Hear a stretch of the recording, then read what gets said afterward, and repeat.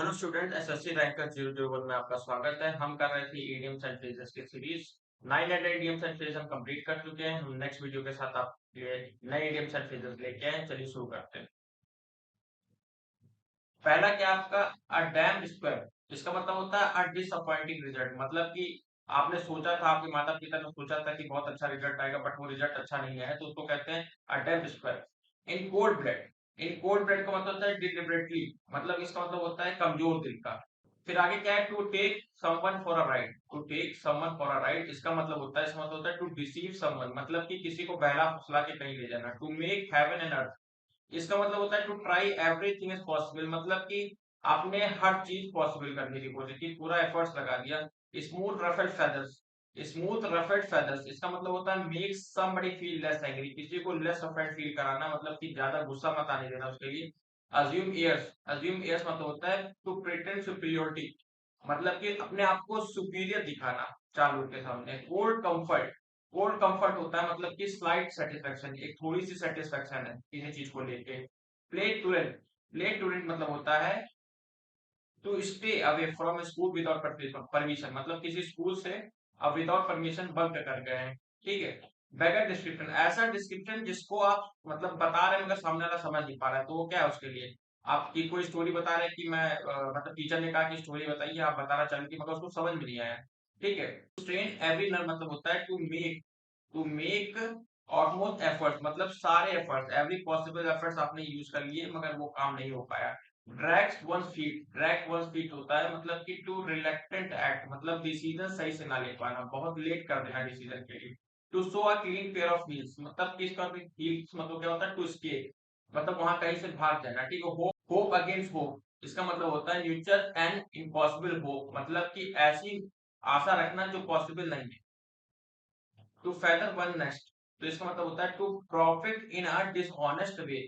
मतलब कि पॉपुलर होने के लिए, रिच होने के लिए आप गलत तरीका अपनाते हैं। ठीक है। वो तरीका सही नहीं है और मतलब आप आपका काम दोगे मगर तरीका नहीं सही है। Call on. कॉल ऑन मतलब होता है पे अ विजिट। पे अ विजिट मतलब एक छोटी सी विजिट को कहते हैं पे अ विजिट। ठीक है। तो दो जगह है, बी और सी ऑप्शन, दोनों ही पे अ विजिट मतलब एक छोटी सी visit. he and his are sailing in the same boat। मतलब क्या है, being in the same difficult situation। मतलब कि एक ही सिचुएशन में, जहां पर आप खड़े वहां पर जहां पर हम खड़े हैं वो सेम सिचुएशन है। ठीक है। To be successful in today's world we require the gift of gap. मतलब आज के समय पे गिफ्ट ऑफ गैप होना बहुत जरूरी है सक्सेसफुल होने के लिए। वो क्या होता है, वो होता है एबिलिटी टू स्पीक वेल। मतलब एक बोलने का तरीका, एक बोलने का टैलेंट होना चाहिए। Winter was so bad that the nomadic tribesman found it difficult to keep the whole the wolf from the door. इसका मतलब होता है एस्केप स्टारवेशन। मतलब इसका मतलब होता है कि भूखमरी से दूर रहना। ठीक है।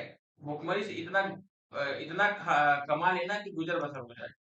ठीक है। फिर आगे क्या है, there is no soft opinion to crisis now. इसका मतलब होता है इजी एंड एग्रीएबल ऑप्शन जिसके लिए सब मान जाए। ठीक है। जिसके लिए सब मान जाए। अ लिटिल गश ऑफ ग्रेटिट्यूड इसका मतलब होता है, अच्छा इसका मतलब नहीं, यहीं पर दोबारा लिखिए लिटिल गश ऑफ ग्रेटिट्यूड। इसका आप अलग से लिख लीजिएगा। इसका होता है आ feeling, feeling of thankfulness.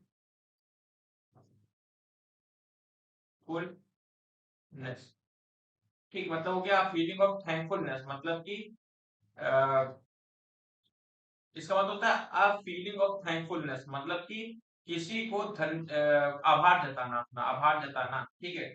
To lose ground. To lose ground मतलब होता है to become a less popular. आप पहले बहुत पॉपुलर थे, आप पहले बहुत पॉपुलर थे मगर अब वो पॉपुलैरिटी आपकी चली गई। To lose ground. To fall back on. To fall back on.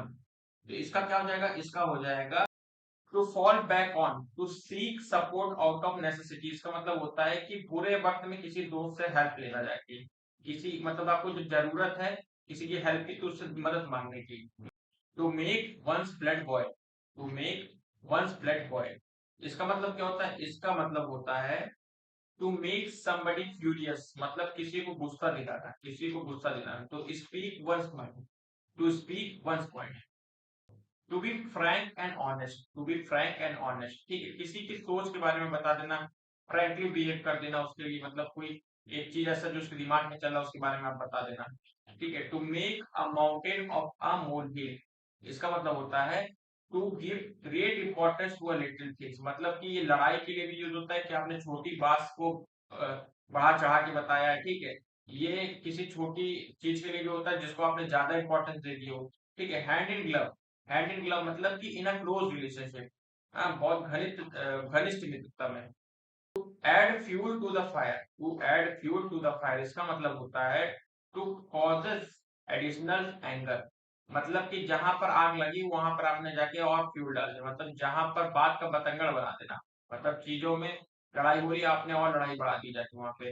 Where and tear, ये डैमेज के लिए यूज होता है, बहुत कॉमन है, ठीक है। Yesterday in a collision between a truck and a car had a close safe, मतलब कि एक बहुत बाल बल बचना, नैरो स्केप से बच गए वरना आज टक्कर हो जाती। Since you could not accept a timely warning it is no use repeating now why cry over a split milk, मतलब कि टू रिग्रेट यूजलेसली, मतलब ऐसी चीज पे पछतावा कर रहे हैं जो चीज अब सही नहीं हो सकती। After 15 years of marriage, she did not accept her husband to leave her in the lurch, मतलब कि वो ये चीज सोच नहीं सकती थी कि उसका पति उसको बुरे वक्त पे छोड़ जाएगा, ठीक है, बुरे वक्त पे, जिसको बोलेंगे डेजर्ट हर, ठीक है। डेजर्ट हर मतलब होता है कि बुरे वक्त में किसी को छोड़ देना। Who are who are we to sit in the judgement over their choice, ठीक है। Who are we to sit in the judgement over the choices, ठीक है। इसका क्या हो जाएगा, इसका हो जाएगा क्रिटिसाइज करना, ठीक है, क्रिटिसाइज करना किसी चीज को।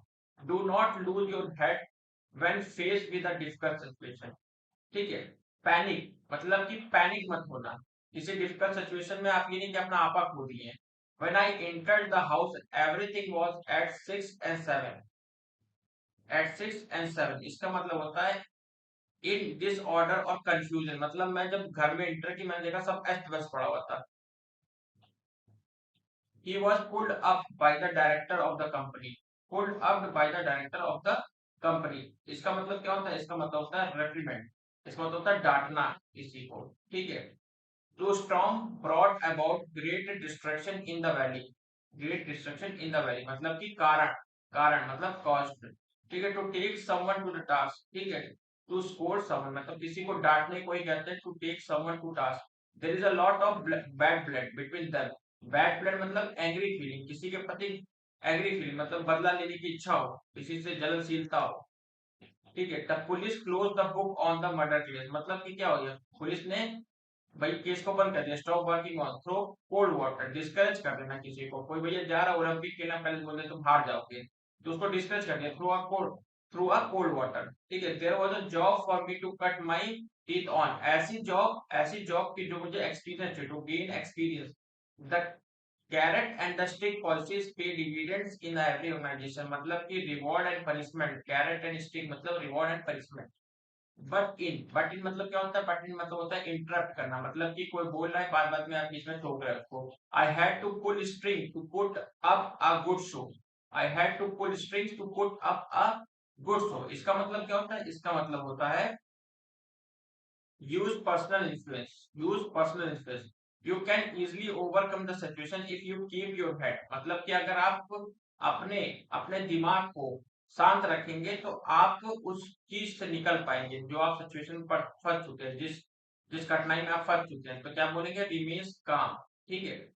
It is clear that the ideas of both reformers ran in the same group, ran in the same group मतलब moved मूव्ड इन हार्मनी मतलब कि तालमेल से चलना, एक के साथ एक दूसरे की चीजों को मानना, एक्सेप्ट करना।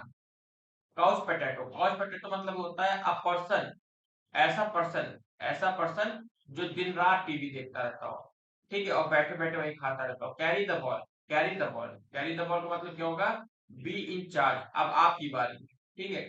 Build castle in the air, build castle in the air मतलब डे ड्रीम मतलब कि भाई जागते हुए सपने देखना, जागते हुए सपने देखना, ठीक है। साउट साउट आफ्टर इसका मतलब क्या हो जाएगा, in a great demand, in a great demand, sought after मतलब आप इस समय वो बहुत डिमांड में है। ठीक है? तो आज की 50 यहीं पे कंप्लीट होते हैं। आज के लिए धन्यवाद।